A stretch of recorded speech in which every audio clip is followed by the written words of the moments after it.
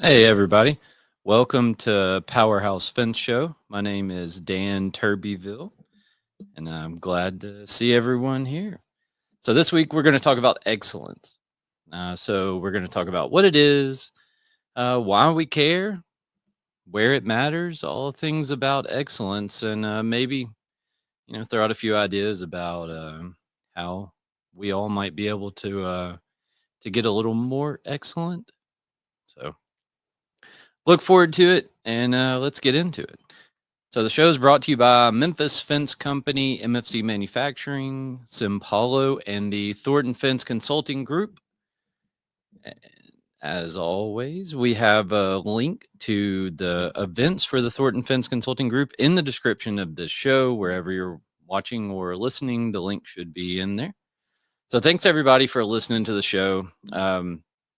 If you have any suggestions or comments or ideas or anything of something that that I could talk about different, or if you want to be on the show or have a guest suggestion or anything like that, then let us know and we'll try our best to accommodate. We are we're getting ready for Fence Tech. We've been talking about it. I know. I think our booth number is 516. Alaria is not here, by the way, so I'm just flying solo today, so I can't make sure that 516 is right, but I'm pretty sure that's it. And I don't know, we got something like 10 or 12 boxes of stuff shipped to us today. So things are starting to come in, things are starting to happen. It's all coming together. And it's just a few weeks away now. So we're getting pretty close and excited to get there and see everybody. And I like Salt Lake City. It's a nice town. I had some family there, and so I've been there quite a few times. Spent a little time in Salt Lake City when I was younger, and I enjoy it out there. I like to ski. I don't know that I'll actually go ski this time while we're there. Uh, Exhibiting at trade shows and doing all of that kind of stuff is pretty time consuming.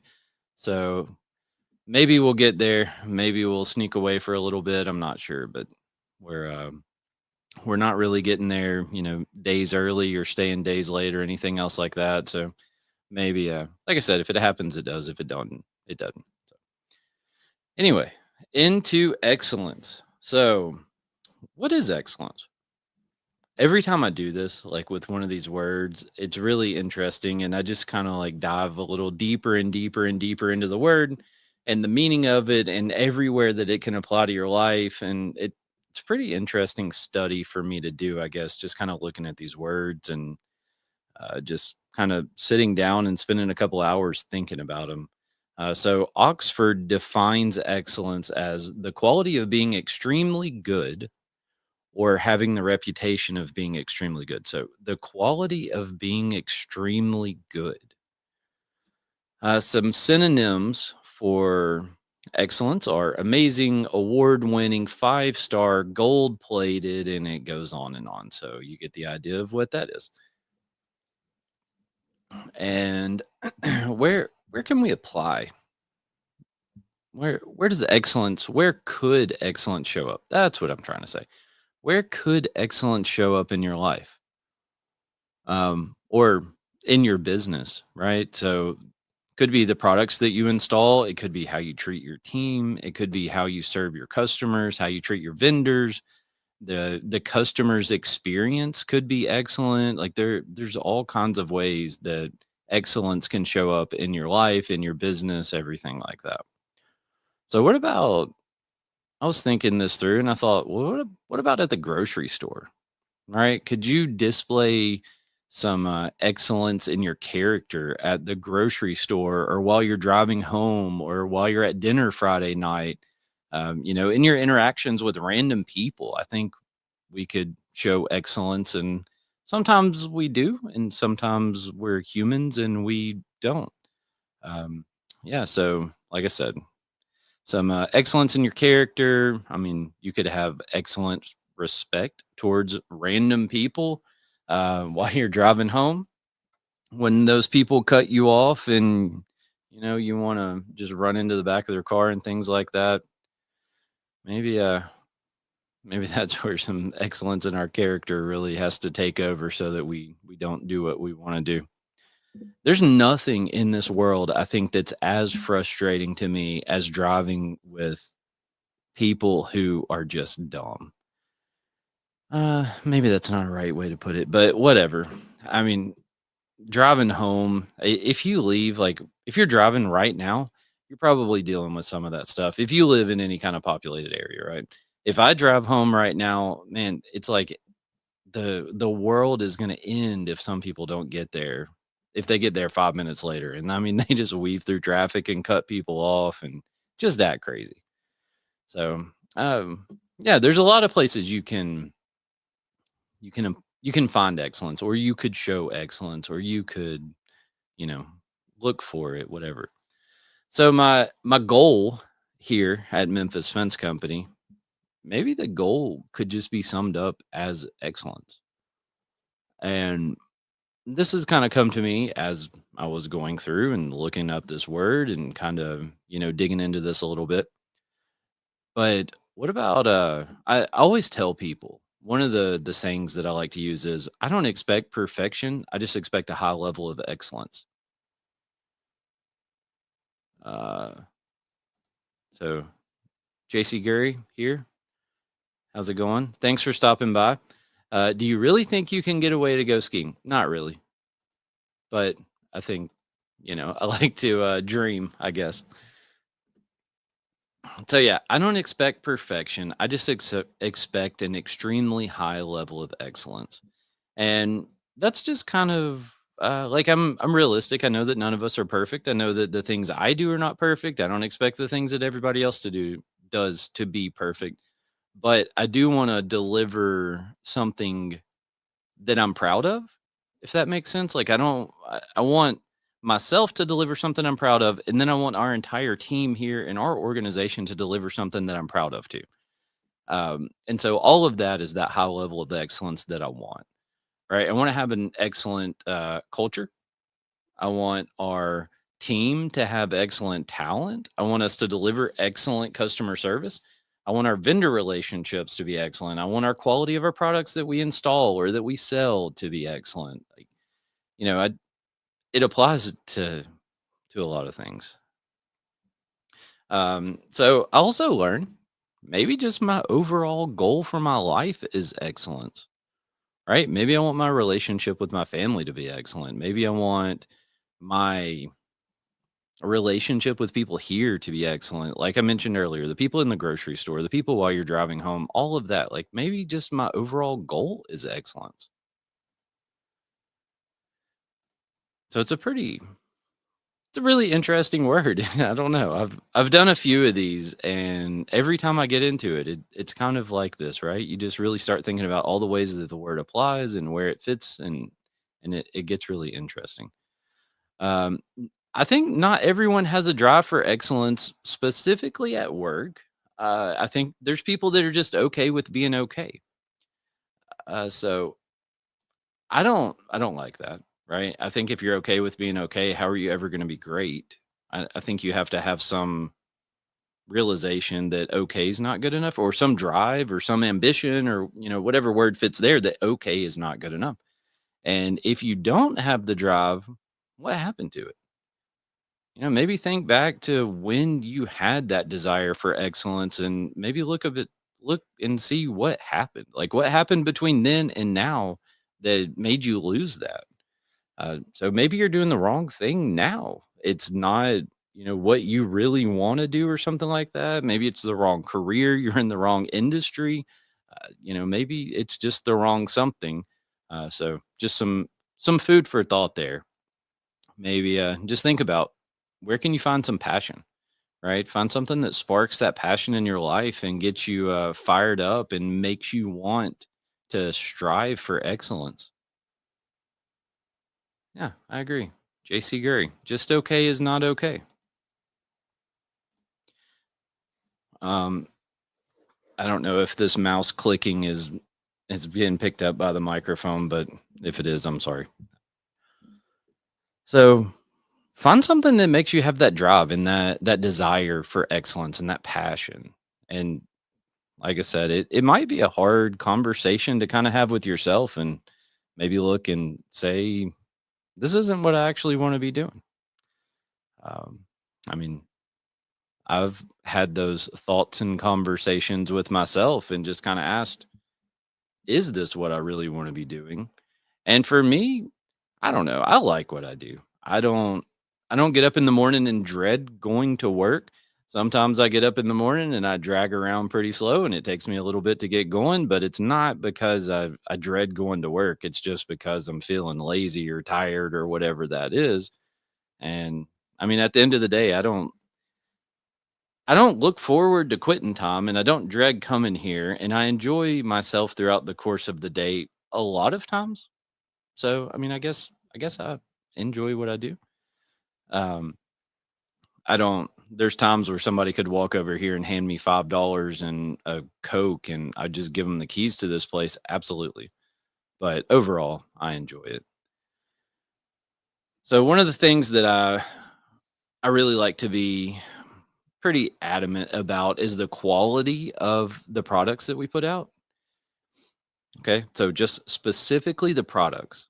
And I've gone into our fabrication shop and I'm not proud of this. It's wasn't handled the right way and I'll get into that here in a little bit, but I mean, I've walked into our fabrication shop before and looked at a gate that was on the table that somebody had halfway built or three-quarters built or was almost done with.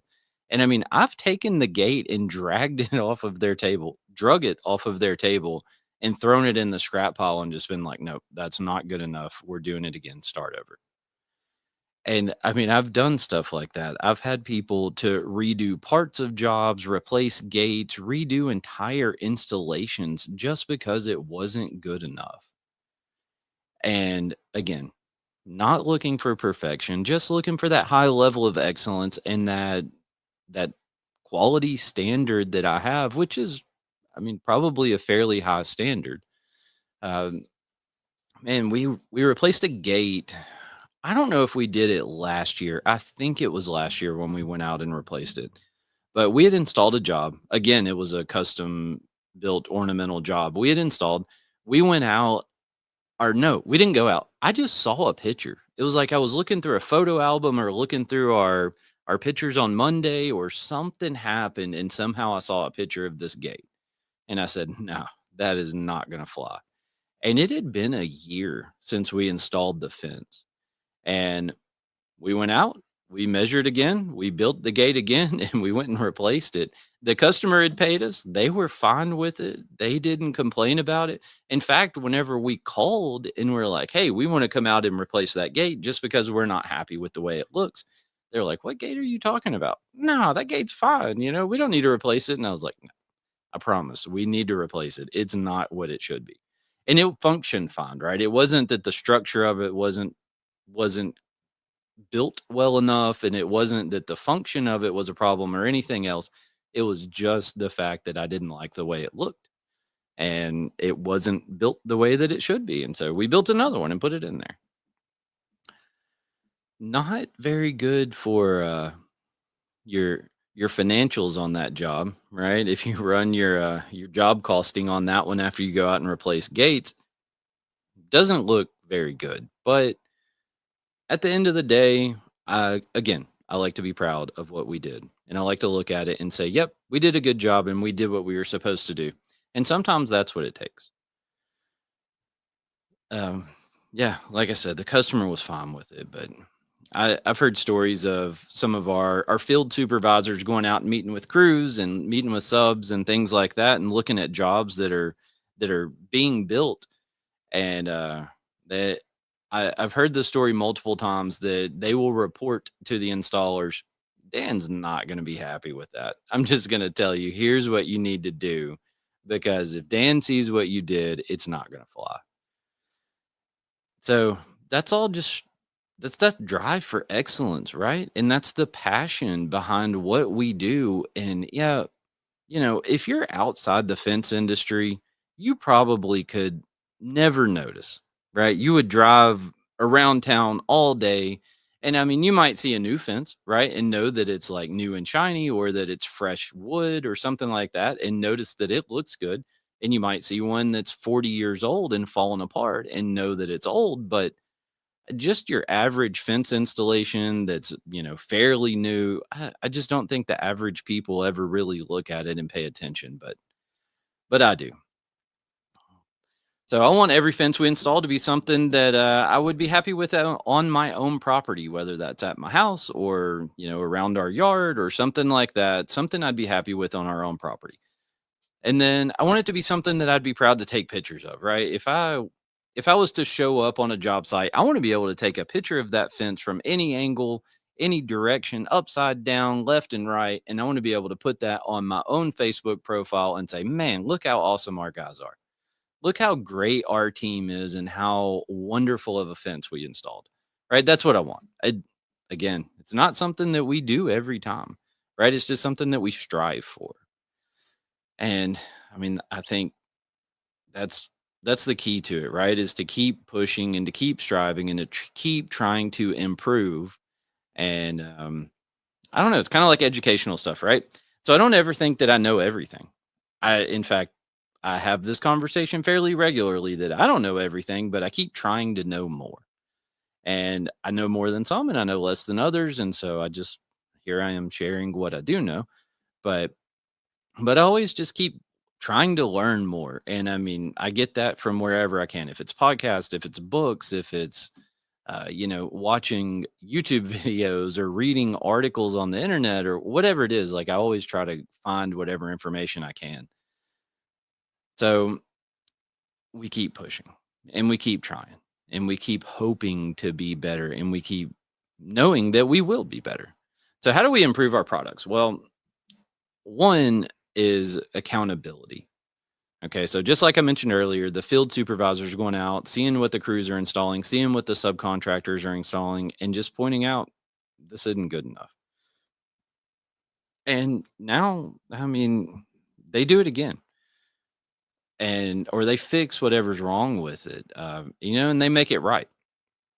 So check on the stuff that you install, and you know, find ways to help people improve instead of just saying no, that's not good enough, slamming something on the ground and walking off like that's not making progress, right? But if you can figure out some kind of way to now, all right, let's take this as an example, let's train, right? Let's learn, and let's do it better next time. So there's people that I think really just don't know what it should look like.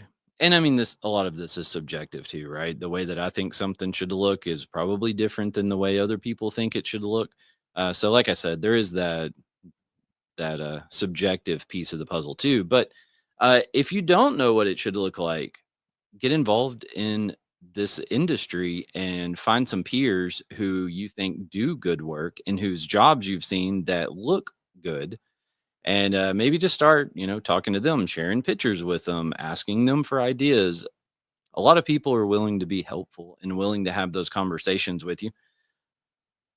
If you're really brave, you could put some pictures of it on the fence Facebook groups that are floating around out there.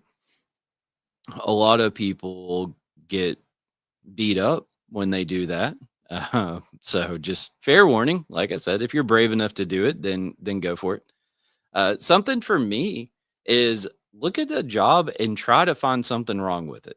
And I know that sounds crazy, right? It's not coming from some place of negativity or trying to, be Debbie Downer or whatever.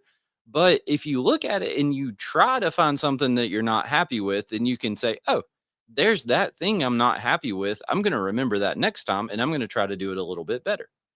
Right. So again, not from a negative perspective, but from an educational and an educational and improvement perspective. I think if you look at stuff and you try to find a flaw and try to find a way that you could do better, then I think that's probably a good place to start. I think a lot of it is just the desire, right? In the drive and trying to do something. I think if you make that step, if you are doing that, then I think you're already headed in the right direction. So as I was writing this stuff out and I was like, oh, look at the job and try to find something wrong. I said, wait a minute. I mean, honestly, I'm not big on policies and procedures and stuff like that. I know I should do better. talked about a lot, and it just, for whatever reason, always finds itself on the back burner. We use, what is it, Trainual, and we have some stuff on there, and we have some written manuals and policies and things like that that we just print off, but I'm not that good at having like a really well thought out and written standard operating procedure, right? It's, again, something I know that I need to do. But anyway, so I thought about it. I said, if I were to have a standard operating procedure or checklist, right? Checklists are something pretty simple that you can make that doesn't have to be. I mean, I think of a SOP and I think, oh man, I got to write this 20-page document, right? And it's got to be full of examples and illustrations and all of this other stuff. But we have made checklist, and we've had checklists for different scenarios. If you're installing this type of fence, here's the checklist. If you're loading, we did this with one of our crews. They were forgetting stuff. And so step one, we made a list. Well, actually, we just made a form, right? And so the manager over that department would sit with the crew leader for 10 minutes or whatever in the mornings, and they would think about, okay, what all do I need for this job? Right? Do I need certain tools? Do I need to remember to take the post caps? Do I need to remember to take welding rods or whatever it is? And they would just write out a list on this form, and then as they were loading the truck and as they were leaving, they would verify that all of the things that they needed were on the truck. And so this went on for maybe a month or so of the manager sitting with this crew leader every day writing this list. And then the next step was, or maybe it went on for a couple weeks, whatever it was. So the next step was, all right, have the leader write the list while you're with them, right? You can still have the same conversation, but have them start writing the list and let them run point on these meetings and these conversations. And then eventually it got to the point where the crew leader was able to do it on his own. The manager didn't have to be involved anymore. And it's just that process of sitting down and thinking something through. So we've done that kind of stuff. I've actually written out entire lists that just have check boxes beside them. And it was more of a, I've done it more from like a completion perspective, or like a, as you're installing the job, did you take this step? Did you make sure this was right? Did you make sure that this was cleaned up? Did you make sure this was done?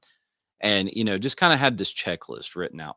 So stuff like that is not that hard. Like I said, you can sit down, you can spend an hour or two and you can make a checklist for a few different scenarios.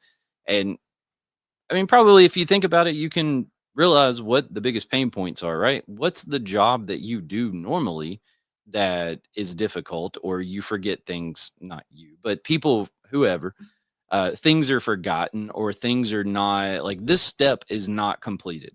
For the longest time, when we would go install ornamental fence, we'd forget they wouldn't touch it up. There would, you'd get everything welded in place, get the fence done great, and just not do the touch up paint. And it would be like they go install a gate and not touch up the welds on the hinges, right? So I'm not talking like installing 1,000 feet of fence. And yeah, you could get somebody in a pickup truck to go by there and spray some touch up paint on it, probably after the customer complains about it. And that, my friend, is not a high level of excellence when the customer has to call and complain that we did not touch up our welds. So again, kind of a completion checklist there, right? In the wood fence world, the tags that are on the fence and like little cut pieces that get dropped around, and maybe we use like plastic collated nails. And so like you just rip off the plastic as you're going along, because you wind up with this 4 foot long piece of it hanging out of your nail gun. And excuse me, sorry. And those little pieces sometimes wind up laying around. And so that was one of the things on the checklist, right? So for our chain link in the commercial world, one of the things that they forgot for the longest time was fence signs. And so our field supervisor in that world, he'd just carry around some signs and hog rings and pliers with them, and he'd go by a job that we had installed to check it out, and he'd hang a sign on it. And it was the simplest little things are what we have seemed to kind of have the trouble with remembering. So uh, sorry, that was a whole little tangent there. But All of that ties back into delivering this excellence. Because if we're not completing those little things, then we're not delivering that level of excellence. Back, probably like, I guess it's been about 6 years ago. No, I guess almost 7 years ago. In the winter, it was really cold and I mean, really cold for us is like it would get down in the low teens or maybe single digits at night. And it was like that for probably a week and a half or 2 weeks. We recently went through something like that. And we had a water pipe in the wall of our house freeze and bust. This water pipe was what fed the hose bib on the side of the house. And come to find out, the mortar that was around the pipe coming out to the hose bib had kind of just loosened up, and there was a little bit of wiggle room. And I did not have one of those, $2 little styrofoam covers that go over it. Didn't have one of those on it, so all of that cold air just went into the wall, and it froze the pipe. Well, that wasn't a big deal. The problem came when the frozen pipe thawed and we were at work and water was spraying out inside the wall of our house. And I got home and there was a half inch of water standing in the floor. And so we went, yeah, I just see your comment here from JC Gary. You can't forget the fence signs. I agree. So I get home, there's a half inch of water standing in the floor, and I'm like, oh gosh, this is not good. Figured out what was going on, cut a hole. I had to go through the whole process, right? Some water mitigation people came out. I think the next morning or maybe midday the next day, cut the drywall out, ripped the insulation out, put fans in, all of this kind of stuff, started getting it dry. Well, we wound up, I think we had to replace about 1,000 square foot of hardwood floor, had to replace all the cabinets in the kitchen. Of course, they had cut, 2 or 3 feet of drywall, ripped the insulation out. All of that had to be put back in. Of course, you know, it couldn't be simple. And we had textured walls. And so the wall texture had to be redone. And it was just a long list of stuff. I think the insurance company paid for all of it, not me. But I think it was something like a 25 or $30,000 insurance claim. Went through all of this stuff, and the people, I knew the guy that I hired to kind of be like the general contractor, right, for when it was being installed again after it was done. And everything was fine, right? The paint was fine, the texture on the wall was fine, their cabinet install was fine. All of that stuff, it was all good. Not just fine, but it was all good. And as I'm walking around, I had them paint the exterior of the house and replace a little bit of rotten wood, trim and stuff like that too. And as I'm walking around, I start noticing, well, there's some overspray from the wall texture on the light switches, right? The little cover that goes around the light switch. And so I noticed that, and I'm like, oh, okay. So you just leave that. And then I think there was a little bit of overspray on like the wooden rail going up the stairs. And then I go out in the backyard and I find little pieces of wood and like some caulk that they had stripped off and maybe a few nails, just a handful of stuff. I promise you, I could have walked around with a small bucket and picked all of that up, and it would have taken me, I don't know, 15 minutes, 10 minutes, something like that. The overspray that was on all the light switches and stuff, like you could just sit there with a rag and you could wipe it off, right? Take a wet rag and it would wipe off. And what happened though is that 10 or 15 minutes, right? That it would have taken to fix all of this stuff. It took away so much from the rest of the project. And by me seeing all of that stuff, that's all I paid attention to. Right now, I just focused on the 20 pieces of caulk and wood and whatever that were laying in the yard, or 10 maybe, whatever that was. And then, the handful of light switches that had overspray on them and stuff like that was the thing that I focused on. And I forgot about all the other work that they did that all turned out great. And I just focused on that, and that thing put a sour taste in my mouth. And from that day forward, I've never built a house. We talked about building a house before, we sold the farm and to build Simpolo. So we had talked about building a house there, and I knew that guy was not building that house, right? Just from that little thing. And maybe I'm just maybe I'm just being a jerk about it or whatever it is. But hey, I'm probably not the only consumer that would walk away from that situation the same way as I am. And so that made me realize, and it made me really think about what we're leaving on customers' job sites. When we go out, are we leaving little cut pieces of chain link laying around? Do you go out in the parking lot and pick up a handful of hog rings or bolts or ties or whatever that we dropped or fell off the truck or something like that when we are leaving? And I think it's that little stuff, right? Makes a big difference. I saw somebody on Facebook here, I don't know, in the last week or so, and they were talking about how a superintendent once told them, you know, don't don't give them something to look at, basically, right? Like if the fence looks good and everything seems to be the way that it is, they probably are not going to go inspect it that hard. But if they see something wrong with it, they're going to walk every foot of that fence and they're going to try to find everything that's wrong with it and put that all on your punch list. So I don't know, maybe just the same kind of thing, but man, I called the guy, and so he came out and, he was apologetic. And I mean, he came out and he made it right, but it was still just the fact that it happened, right? It just took away from the whole thing. But anyway, sorry, a whole nother tangent there, right? Well, it sounds odd that what I'm about to say sounds odd. And it's, I don't know, maybe a little bit of vulnerability or something like that going on. But it took me a while to realize that I had to treat people right, right? People on this team. And I don't, I feel like people's mind could really go to a dark place when I say that. So, like, just calm down. But when I was younger, I think I kind of was like raised in life and also in this business by people that had like a old school, really hard nosed mentality, right? And so my thought was kind of like, hey, you're getting paid. You should go out here and you should do your best and you should show up every day and go to work because you're getting a paycheck.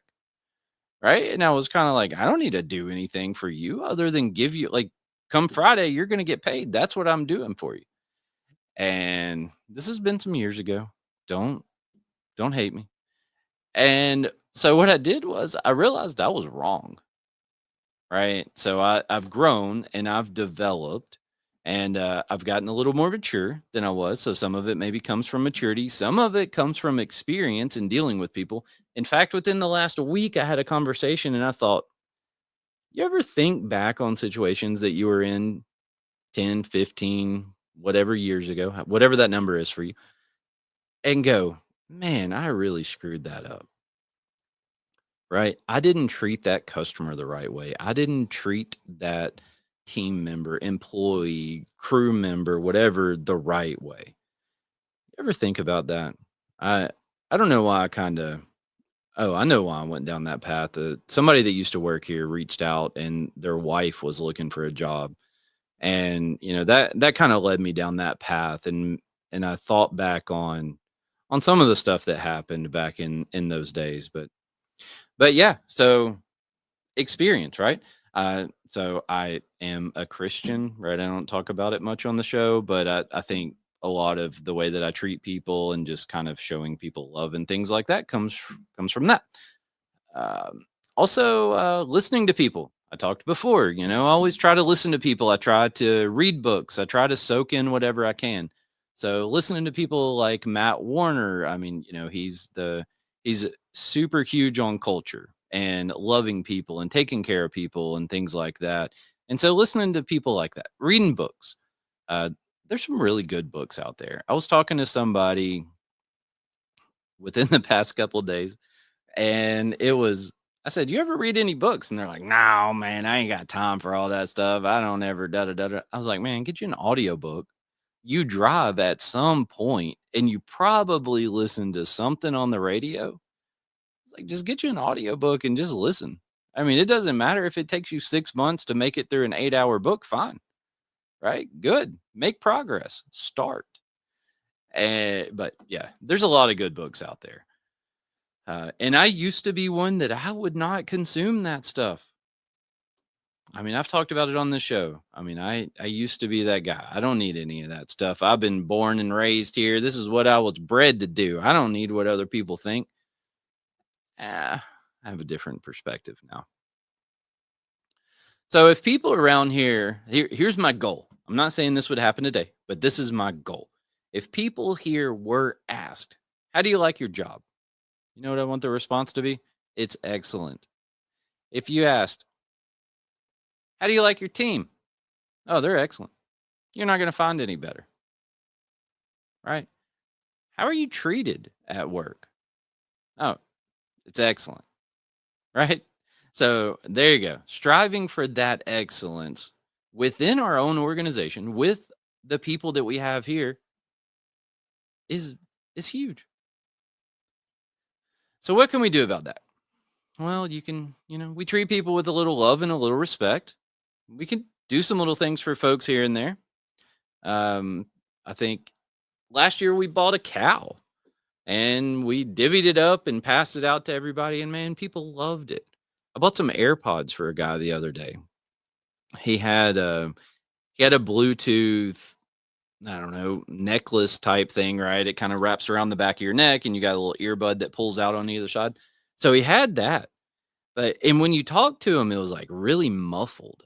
And I thought, and I mentioned it to him a couple times and I was like, man, is there like some clothes in the way or something like that? Well, come to find out, it was just the thing, right? I think it was just old or whatever. And so I got him some AirPods. And this dude, he was so happy. He was on cloud nine. And I mean, it's a couple $100. I mean, these people are out here working all the time, and uh, he's one of the people that would do absolutely anything that he could for the betterment of everyone here. So he doesn't just think about himself. He tries to do what he can to help everybody, right? And he's always running wide open. And he delivers excellence. So gift cards.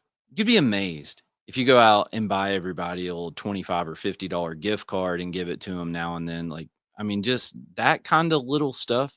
At Christmas time, my wife will head up this project and she'll go out and she'll buy Christmas presents for people.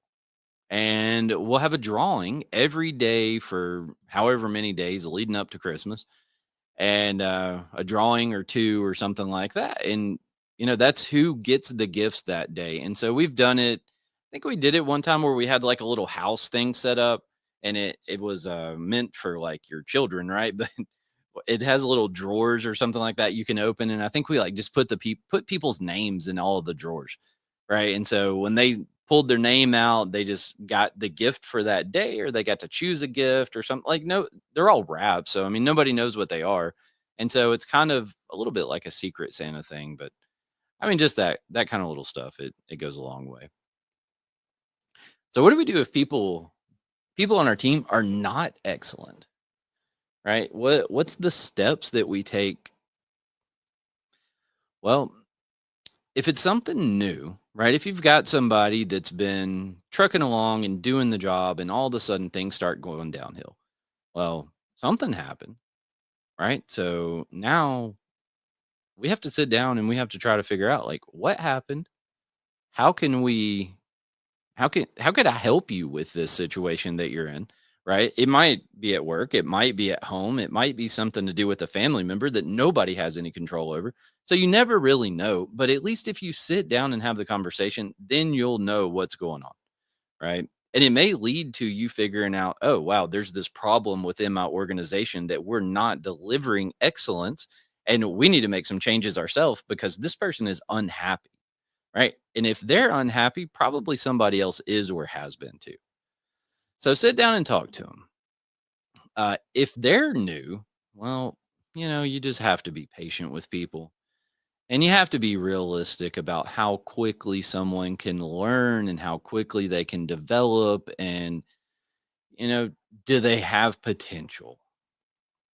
So they're not going to just show up and know what they're doing and know how to do it.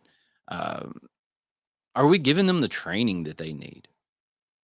Right? Are we actually spending the time to show them how to do something, or are we just doing it and expecting them to learn by way of being there or watching or hearing about it or whatever that is, right? Are we actually spending the time to teach them so that they can grow and they can improve? Uh, and I mean, unfortunately, sometimes people are just not in the right company, right? Sometimes they're not in the right field, the right industry, whatever that is. Sometimes they're not in the right place, right? You might be able to take somebody from one seat and put them in another, and they flourish. Um, Sometimes that's not the case. So I've been reading Good to Great, and I can recall concepts and I can talk about concepts, but I'm not very good at like I was gonna say minute details, but the details of it, right? So I'm not very good at remembering people's names. If something happened in some town, I'm not very good at remembering the name of that town. But anyway, in this book, he says something along the lines of when you figure out you've made a hiring mistake, you're now committing some sort of terrible theft, right? Because you're stealing from the people's lives and you're stealing the time that they could go somewhere else and spend learning to be excellent in a role that is better suited for them, something along those lines. So I thought that was interesting, right? Is we're doing if we have a person who's doing a job, but they're not really doing it that well or not doing it, up to standard or whatever that is, we're doing them a disservice by letting them show up every day in a sense. And what we want to do is we want to say, well, they show up, they come to work and we need people to come to work. So just throwing that out there, something to think about. Food for thought, as they say. Yeah. So make sure it's the right people in the right place. And when you're hiring people, you can look for excellence when you're hiring them too. I am I'm a believer that character traits and things along those lines that mean a lot more than skill. So when I look to hire someone, we have a position open right now for like an estimating assistant type of person. It's listed as administrative assistant, but that's just because I figured out that people look for those jobs and nobody goes anywhere and looks for an estimating assistant job apparently. But um, so we have this job open and there's been some conversations revolving around that. And it's, basically like, oh, do you want to hire somebody that has installed fence or has fence experience or has done this at another fence company or something like that? Nope, not really. Uh, I've learned and and there's people out there that are listening right now that I promise you would be excellent hires, right? And would be excellent candidates. But I've been in a situation or two where hired somebody, oh man, I've been doing this for 100 years. And you get them over here and they've been doing it for 100 years, but they've been doing it their way. And you kind of want them to do it your way. And so you just have that struggle and you kind of have that battle. And then I don't like being in a position where I feel like I have to watch somebody to make sure they're doing it the way that I want them to, or the way that they should, or the way that we do it.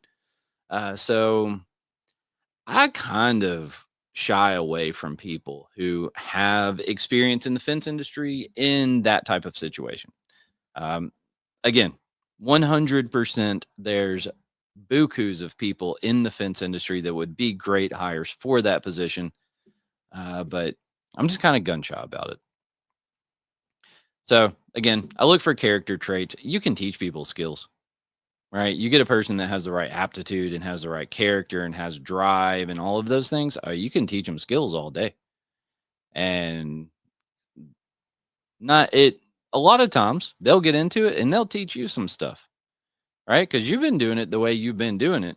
And you put somebody else and show them how you want it done, and they'll go, wait a minute, why don't you just do it this way? And sometimes it makes sense when they say that. It's hard, right? It's hard to be like, oh, yeah, you're right. But sometimes it makes sense. So here's another one that took me some time to figure out and took me some time to realize, but the customer's experience is really important. Oh, hold on. Let's see. So JC Gary just agreeing. Thank you. So sometimes or like I said, it took me a while to figure out that the customer's experience was really important. And that sounds completely insane, but I think for some years I was just so hyper focused on the quality of the fence we were installing or building or whatever we were doing, right? That was just such a focus that the customer's experience was one of those things on the back burner. And so there's been a shift in my mind with that as well. I've grown, I've developed, and now I realize that the customer's experience is mm, the more important, right? In my opinion, that means more than making sure that the quality of the installation is perfect. Now, I'm not suggesting that somebody go out there and just throw up some junk and, take care of your customers' every wish, right? There's got to be a balance, right? You still have to provide a quality product, but that customer experience is really important. So I used to have thoughts like, oh, it doesn't matter if the customer service isn't that great, as long as the product is. And no, they'll be happy once we're done. Just tell them to hold on, right? And I mean, all of these kind of things would happen. And I thought we could just go out and install fence. Turns out there's a little more to it. So there was a period of time where we called it a customer service committee meeting, and we would just sit around and think about processes and policies and systems and things that we could do different to provide that level of excellence with the customers. Just this past week, I sat down with a couple people and I was like, hey, I'm not very happy with the way things are being delivered, right? So that think about those words. The way things are being delivered. So I'm not unhappy about what's being delivered, right? You're giving them what they call and ask for, but I'm not happy about the way that it's being given to them. Well, and not really given, right? But you know what I'm saying. So we talked through it and we're like, hey, we need to change some stuff. And so I don't think that the customers were walking away and their experience being what I wanted it to be. My wife tells me all the time. She gets on to me and she says, "Well, it's not what you say, it's how you say it." I'm like, I try my best. I promise I do. But I I hear that a lot in this whole customer service conversation, right? It's not what you say, it's how you say it. It's not what you deliver, it's how you deliver it. So I think collectively among this customer service committee stuff that we did and other just kind of pop up conversations and all of this, we've spent years of time talking about ways to improve the customer's experience. Um, in the man, we spent so much time on that in the residential world. Oh, and then spent all that time just to pull the plug and say, no, we're not doing it anymore. But learned a lot, right? Learned a lot about the way consumers think and the way that people do things. And man, we once had a young lady in here and we gave her a Google number. And we went back and we called every lead that we had gotten for like the last 6 months. And I told her, I said, I want you to call. Don't mention a fence company name. So you're just collecting data about the fence industry. Okay. So, hey, Mr. Smith, I understand that you were interested in purchasing a fence back 6 weeks ago, 6 months ago, whatever that is. What was the outcome? Did you buy a fence? How many companies did you talk to about a fence? How many companies came out and actually provided you with an estimate? Why did you choose the company that you chose? and just basically tried to like survey people, right? Just to collect data and to try to learn, how does a consumer think? And how are people making choices about what fence company they hire, specifically within the fence industry? And so, again, Google phone number wasn't attached to us. Uh, she didn't mention a company name at all, right? I don't care who they hired. That's not what it was about. It wasn't about which company did they hire. It wasn't about who's beating us. It I mean, kinda, right? But it wasn't about all of that. It was about why. Why did they make the decisions that they made? What influenced their decision? And it was something like 75 or 85% of it was all price driven, which was crazy. And I'm sure that varies all across the different regions, areas, things like that. Probably you would get different answers than what we got, assuming you're outside of Memphis. But uh, the majority of it was driven by cost, and you know how it is. I mean, a ton of people wouldn't even answer the phone. She'd leave a message, they never call back, and then you'd get the whole people would answer the phone long enough to hear what you're calling for and then hang up on you. So like it was a struggle, and I don't remember what percentage of data we were actually able to collect, but I mean we tracked all of that, right? It was like, all right, out of the 400 people that you called, how many actually answered these questions, and then what were the answers to the questions? And we were able to narrow it all the way down and try to figure out why people were making the decisions that they were making. And then I want to know, were they educated? Right? Did someone, as they were going through their journey of shopping for fence and trying to figure out what they want, were they educated on fence at all?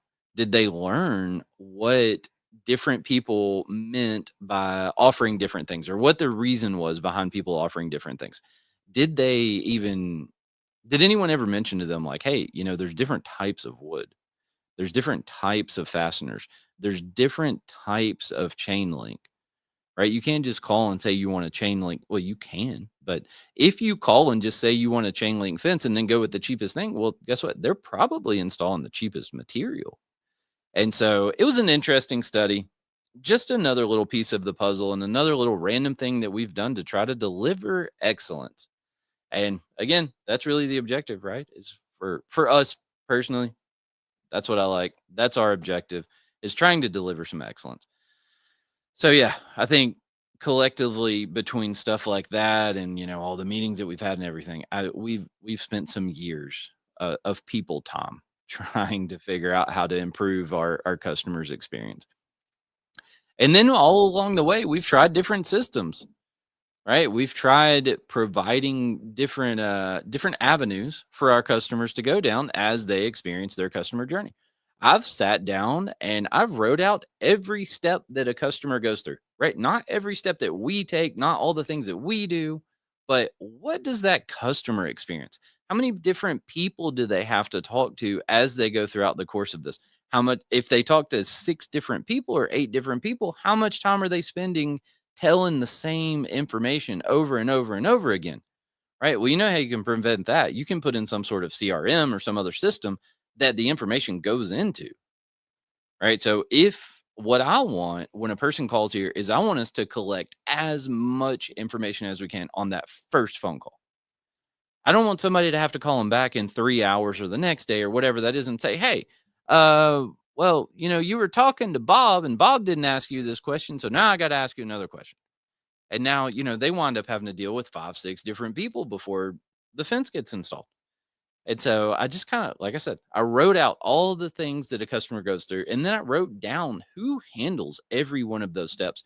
How can we improve this system? How can we make it better for the customer? So, man, so much stuff to talk about with that and so little time. So now in the residential world, well, we amongst ourselves and on this show, I would say we don't do residential. If you call Memphis Fence Company and you say, hey, I want a fence installed at my house, the conversation is going to be something along the lines of, we have a $15,000 minimum for residential. How does that fit within your budget? And you're either going to say, oh, wow, that's way more than I'm going to spend. Or the rare person will say, "Yeah, I thought it'd be 15 or $20,000." And if that's the case, hey, we'll come out and we'll take a look at it and see what we can do. But with that, so one of the things that we talked about, I said I sat down with a couple people last week. One of the things I talked about in there was I want the experience of every person who picks up this phone and calls. I want their experience to be so great that when we tell them we have that $15,000 minimum and they go on about their journey of finding a fence company, I want them to think back in a week or 2 or 3 or 6 months or whatever that time frame is. I want them to think back on that conversation that they had with us, and I want them to get a little bit mad, right? And I want them to get a little mad because we would not install their fence for them.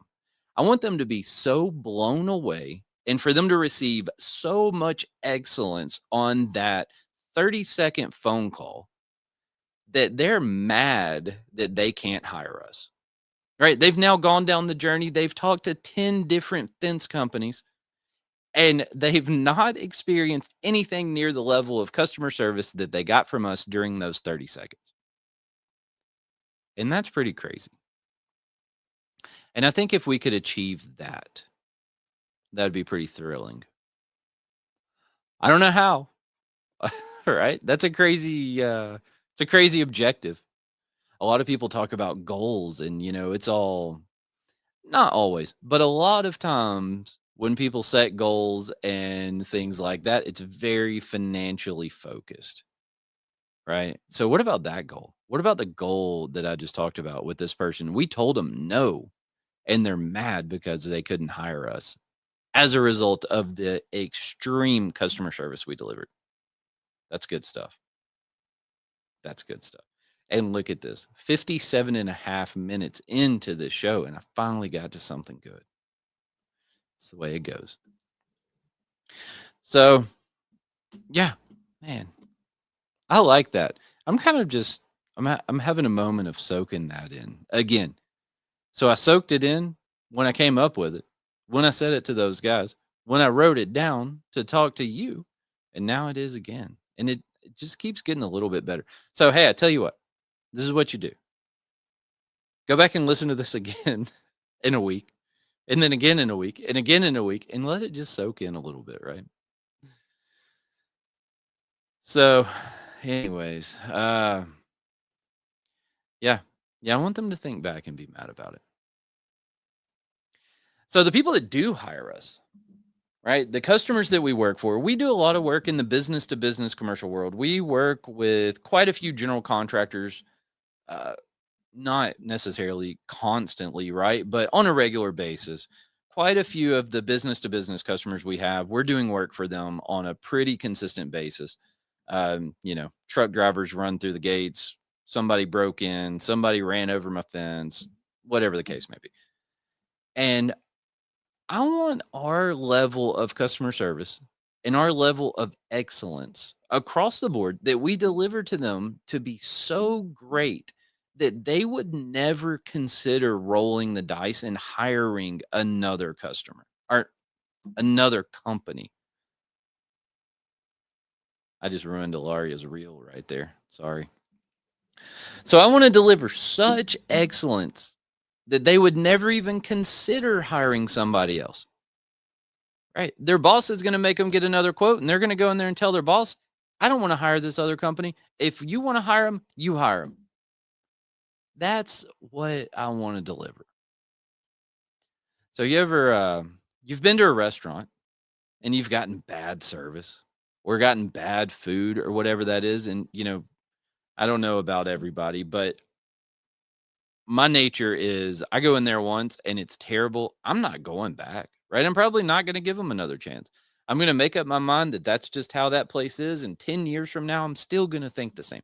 So I want the complete opposite. I was able to use when sitting down and talking to these guys, I was able to use a few local vendors as examples. And I can say, you've called these people and you've talked to them about buying the products that they offer. What's your experience like? Right? Do you get on the phone and it's this crotchety old guy that you just think just hates his life? I said, okay, that's 100% the opposite of who we want to be. How do we get to be the opposite of that? That's what I want you to push for every day, is being the opposite of that. I want you to push for being the opposite of that restaurant that the food and the customer service and everything was so terrible that you would never step foot in again. Right? The complete opposite is just the place that you would never consider going anywhere else. If I go to Nashville, I'm going to go eat at Oak. There's a restaurant there called Oak. I've been there. The experience was so amazing that if I'm in Nashville and I'm able, I'm going to go eat there. Right? I'm not going to go somewhere else. And so that's probably a pretty good comparison of what I want. Man, well, I think that's a pretty good place for me to wrap it up. I think we hit the hour. I got on my soapbox. I need to figure out how to get on that soapbox at the beginning of the show, right? Just carry it all the way through. We talked about a lot of things today. Overall, I think excellence is a good word. I think excellence is a good goal. I think it's something great to strive for in your professional life, in your personal life, in you as an individual, in your organization as a whole. I mean, I think there's so many ways that we can strive for excellence in so many different places. And I think it's a really powerful concept if you sit and you think about how to be excellent. How can you deliver excellence? Well, and that's what I have for today. So thanks for stopping by. Thanks for hanging out with me. I appreciate everybody that listens. I really do. I'm here for you. So I'm trying my best to deliver something that's meaningful to people. I don't know that I'll ever achieve excellence with sitting here in front of these cameras, but I try my best and I try to give you what you need. Well, no, I don't try to give you what you need. I try to give you what I have to offer, actually. So thanks for stopping by. Thanks for hanging out, and we'll see you next time.